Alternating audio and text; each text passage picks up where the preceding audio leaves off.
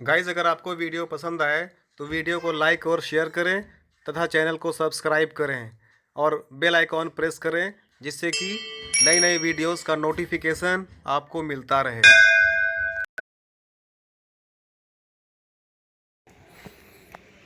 Welcome to my YouTube channel learn English with Pradeep. I am Pradeep Kushwaha. High school की आज की class में हम prose 6 lesson our Indian music and stories and anecdotes पढ़ेंगे।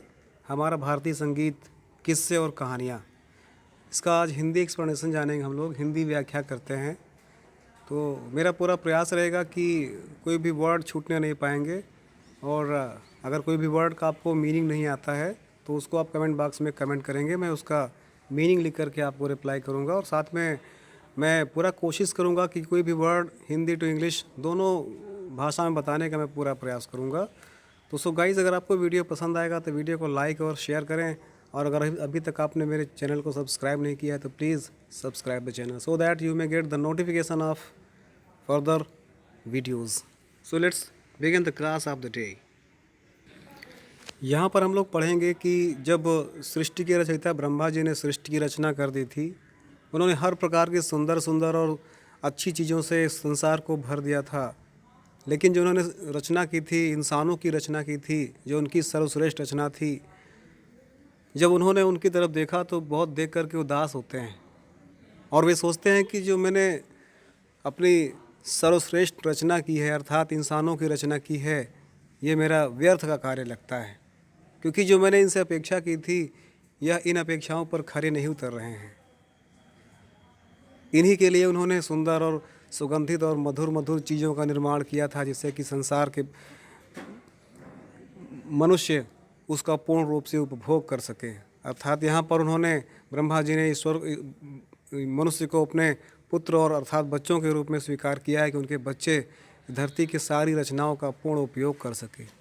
लेकिन इस बात को लेकर उनको चिंता होती है और दुखी होते हैं कि लगता है उनकी यह रचना व्यर्थ है, क्योंकि इस संसार की सुंदर रचनाओं पर उनकी कोई भी ध्यान नहीं जा रहा था।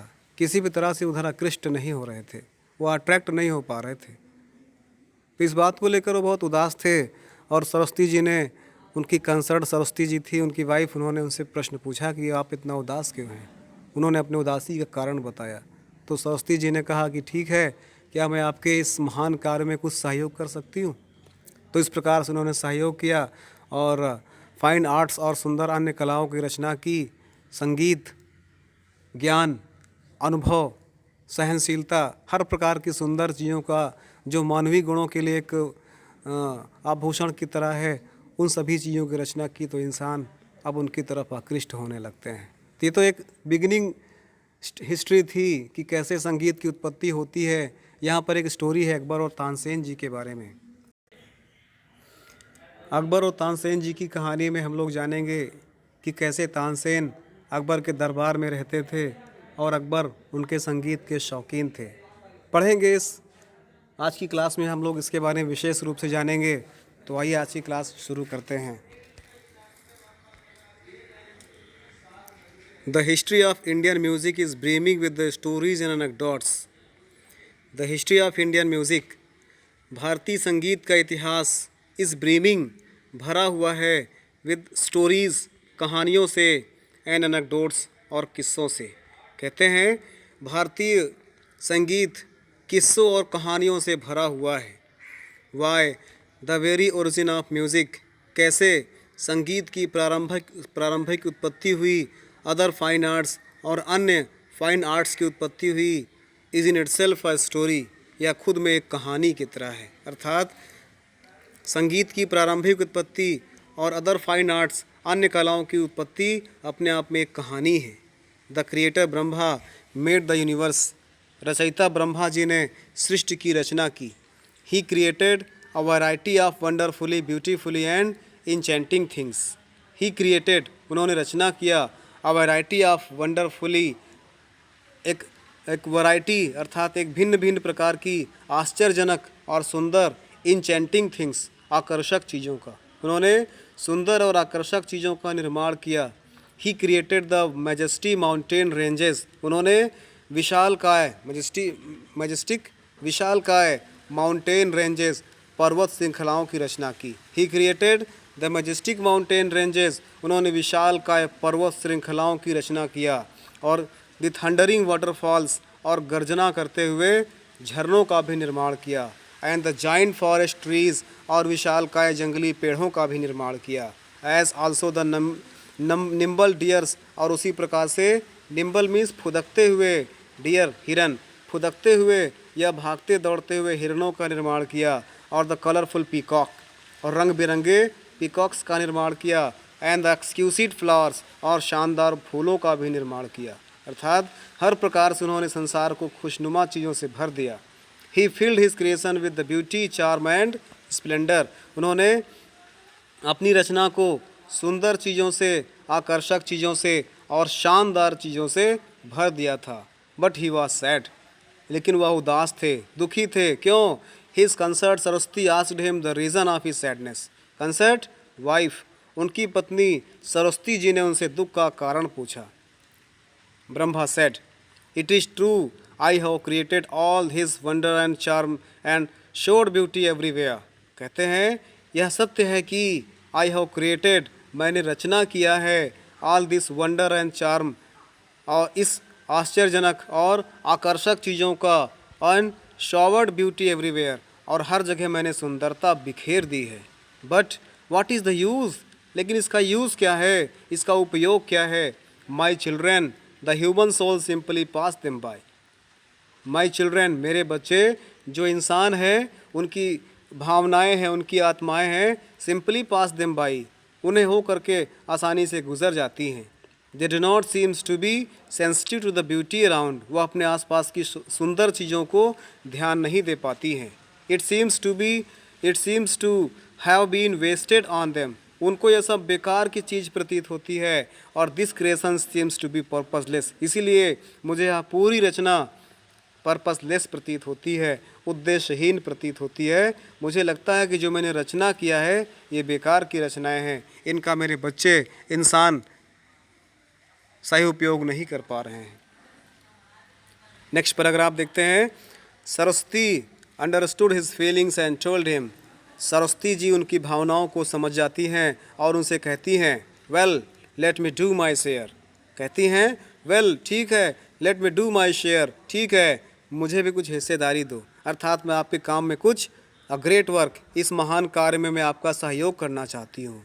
You have created all his beauty, आपने अपनी सुंदर शानदार पृथ्वी का निर्माण किया है, एंड स्प्लेंडर, और शानदार चीज़ों का निर्माण किया है। I shall create in our children the power of respond, और मैं अपने बच्चों अर्थात इंसानों के अंदर पावर ऑफ रिस्पॉन्स अर्थात प्रतिक्रिया करने की क्षमता डेवलप करूँगी, ज्ञान सीखने की ज्ञान डेवलप करूँगी। To appreciate and be uplifted by them, जिससे कि अप्रिसिएट कर सकें अर्थात उन भावनाओं को वो समझ सकें, उनकी तारीफ़ कर सकें, एंड अपलिफ्टेड टू देम, और उसको पहुंच सके वहां तक, अर्थात मैं उन इंसानों के अंदर वह गुण दे दूंगी जिससे कि आपकी रचनाओं पर वो गौर कर पाएंगे, उनकी तारीफ़ कर पाएंगे, उनका सही उपयोग कर पाएंगे। I shall give them music and other fine arts, मैं उनको संगीत और अन्य कलाएँ दूंगी, which will draw out from deep within them the capacity to respond to the majestic. कहते हैं मैं उनको म्यूज़िक और अदर अन्य कलाएँ दूंगी, which will draw out from deep, जो उनको अंधकार की गहराई से बाहर निकाल कर लाएगा, within them to capacity to respond, और उनके अंदर कैपेसिटी आएगी, क्षमता आएगी, रिस्पॉन्स प्रतिक्रिया करने की, टू द मैजेस्टिक, इन शानदार, स्प्लेंडर और मैजेस्टिक विशालकाय, और स्प्लेंडर शानदार, एक्सक्यूसिट सुंदर, चार्म आकर्षक, वंडरस आश्चर्यजनक, ब्यूटी ऑफ ऑल क्रिएशन, इन सुंदर सभी रचनाओं का, अर्थात मैं उनके अंदर ऐसा ज्ञान दे दूंगी जैसे कि वो विशाल का शानदार सुंदर रचनाओं पर अपना ध्यान बटा पाएंगे, अपना ध्यान ले जा पाएंगे, उनके अंदर मैं ऐसा ज्ञान दे दूंगी। The great mouse then give us music and other fine arts, तब संगीत की महान देवी ने हमें संगीत और अन्य कलाएँ देती हैं। इन द होप दैट, इस आशा के साथ कि थ्रू देम, इनके द्वारा man would understand something of the divine, दैवी चीज़ों को इन हिज मैनिफेस्टेशन, अर्थात या उनको ऐसा ज्ञान दे देंगी जिससे वह उनके अंदर चीज़ों को समझने की भावनाएं आएंगी, जिससे कि वो दैवी शक्ति का एहसास कर सकेंगे। आ स्ट्रॉन्ग स्टोरी एक बहुत प्रसिद्ध कहानी है, yes but it has a great moral, लेकिन वास्तव में इसका बहुत महान नैतिक है, अर्थात मोरल ज्ञान है, मोरल नॉलेज है। एक कहानी फेमस है, इस कहानी से आपको शिक्षा मिलने वाली है। अर्थात संगीत की उत्पत्ति एक कहानी है, इस कहानी से हमें बहुत कुछ सीखना है। फिर कहते हैं नेक्स्ट पैराग्राफ है, one of the basic truth of which all Indian art is developed is that true art is never made to order. एक स्टोरी है, बताऊंगा मैं भी, इसमें इसी में लिखा हुआ अकबर और बीरबल की कहानी। इस कहानी को जान करके आपके अंदर नैतिकता का एहसास होगा। कहते हैं कि वास्तव में संगीत की सच्ची कहानी का तात्पर्य है, अर्थात one of the basic truth on which all Indian art is developed, एक आधारभूत सत्य जिस पर भारतीय संगीत डेवलप्ड हुआ है, इज़ दैट, यह है कि true art is never made to order, कि सच्ची कलाएं किसी के आदेश पर नहीं आती हैं। अर्थात सच्ची कलाएं किसी के आदेश पर नहीं आती हैं। भारतीय संगीत की सच्ची कहानी इसी दो पंक्तियों पर निर्भर करती है कि सच्चा ज्ञान, सच्ची कलाएं किसी के आदेश पर नहीं आती हैं। इस पर एक कहानी भी आगे बताऊंगा मैं आपको।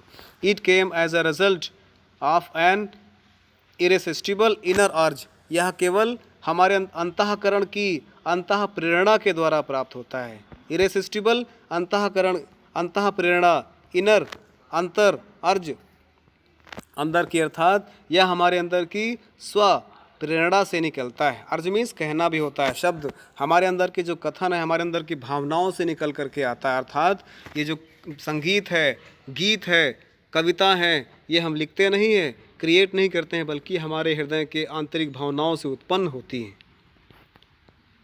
We hear a song of Tyagaraja and enthralled, हमने त्यागराज का संगीत सुना होगा और जिसने हमें रोमांचित भी किया होगा।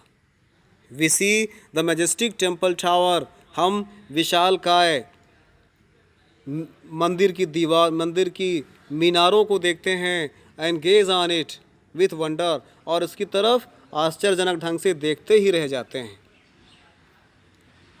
फिर कहते हैं we see some of our ancient sculptures मूर्ति कला, हम यहाँ की मूर्ति कलाओं को देखते हैं। एंड फील एंड थ्रिल, और बहुत ही रोमांचित महसूस करते हैं। हम यहाँ की अपने देश की प्राचीन स्कल्पचर्स को देखते हैं, मूर्ति कलाओं को देखते हैं और आश्चर्यचकित हो जाते हैं। क्यों? Behind all such work of art, इन सभी कला की कार्यों के पीछे is a great sculpture urge, spiritual urge, एक वास्तव में आंतरिक लगाव है। अर्थात ग्रेट स्पिरिचुअल अर्ज है। स्पिरिचुअल मीन्स आध्यात्मिक, अर्ज मीन्स एक प्रकार से कथन या लगाव। कहते हैं इसके पीछे एक आध्यात्मिक लगाव है। लोगों का अपने धर्म के प्रति लगाव था, जिसमें अपने आप को समर्पित करके उन्होंने कला की रचना कर दी।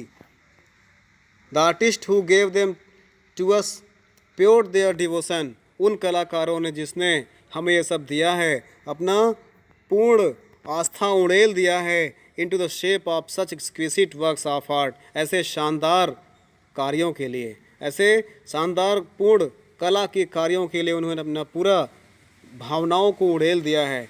और it was an act of self effacing dedication, और यह वास्तव में स्वयं की डेडिकेशन पर भी निर्भर करता है। अर्थात ये उनका पूर्ण समर्पण दर्शाता है।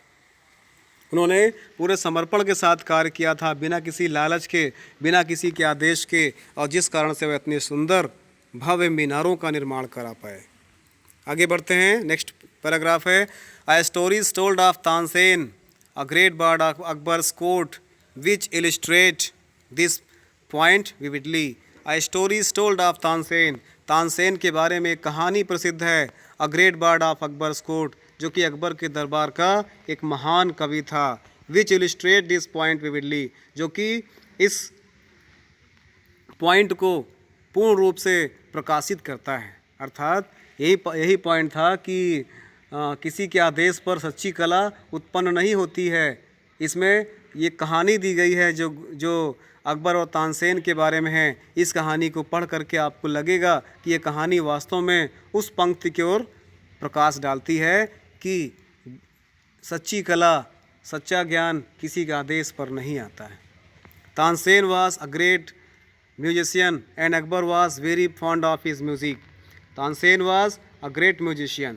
तानसेन एक महान संगीतकार थे and Akbar was very fond of his music. और अकबर उनकी संगीत के बहुत शौकीन थे। One day when Tansen was in particularly good form, एक दिन जब तानसेन अपनी अच्छी लय में थे, अच्छी लय में गीत गा रहे थे, Akbar went into his station and asked him. Akbar पूर्ण रूप से उनके गीतों में मग्न हो जाते हैं और उनसे पूछते हैं, what is the secret of this sweet concert of notes? आपके इस महान संगीत के पीछे राज क्या है? Which takes me out of this world and transport me to divine region, जो मुझे इस लोक से ईश्वर के लोक तक पहुंचा देता है। अर्थात आपके संगीत में ऐसा क्या है जो मुझे डिवाइन रीजन अर्थात दैवीय क्षेत्र में पहुंचा देता है। I have not heard anyone else who can thus cast a spell of magic. मैंने आज तक कभी नहीं सुना है कि दुनिया में कोई ऐसा व्यक्ति हो जो इस प्रकार का जादू कर सकता हो। And make a slave of our heart, और अपने दिल, अब किसी के दिल को अपना गुलाम बना सकता हो अपने संगीत के दम पर। You are really wonderful Tansen. हे तानसेन, तुम वास्तव में वंडरफुल हो, आश्चर्यजनक हो। हे तानसेन, तुम सर्वश्रेष्ठ हो। तुम्हारी तरह संगीतकार, तुम्हारी तरह म्यूजिशियन दुनिया में कोई नहीं होगा। तो इस पर तानसेन जी अकबर को प्रणाम करते हैं और बताते हैं कि मेरे अलावा कोई और है जो मुझसे अच्छा गा सकता है, जिनसे मैंने शिक्षा ग्रहण की है, जो मेरे गुरु हैं। नेक्स्ट पार्ट हम लोग नेक्स्ट क्लास में पढ़ेंगे। तो अभी तक आप लोग इसको अंत तक देखें, इसके लिए आप लोग का बहुत बहुत thanks. So thanks for watching the video. जय हिंद।